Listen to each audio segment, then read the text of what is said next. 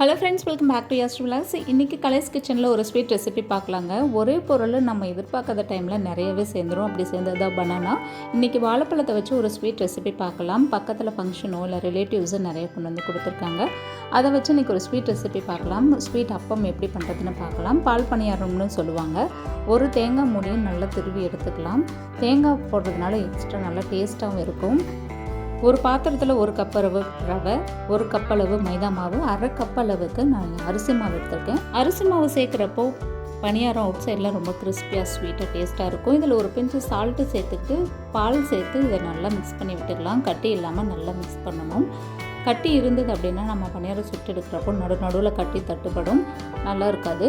கட்டி இல்லாமல் கை வச்சு கூட நல்லா மிக்ஸ் பண்ணி எடுத்து நல்லா பழுத்த வாழைப்பழமாக 3 வாழைப்பழம் நல்லா பேஸ்ட்டாக அரைச்சிட்டு இதோட சேர்த்துக்கிறாங்க. பால் கொஞ்சமாக சேர்த்துக்கலாம். இதோட நம்ம வாழைப்பழமும் வெள்ளைப்பாகும் சேர்க்கறதுனால ரொம்ப கொலன்னு ஆகிடும். இட்லி மாவோட கொஞ்சம் கெட்டியான பதத்துக்கு இருக்கணும், அப்போ தான் டேஸ்ட்டாக இருக்கும். ஸ்வீட்னஸுக்காக வெள்ளத்தை உடைச்சிட்டு பாகா கரைச்சி அதுக்கப்புறம் இதில் நம்ம சேர்த்துக்கலாம். இல்லை அப்படின்னா சர்க்கரையும் நம்ம ஈக்குவல் அமௌண்ட்டு சேர்த்துக்கலாம், டேஸ்ட்டாக இருக்கும்.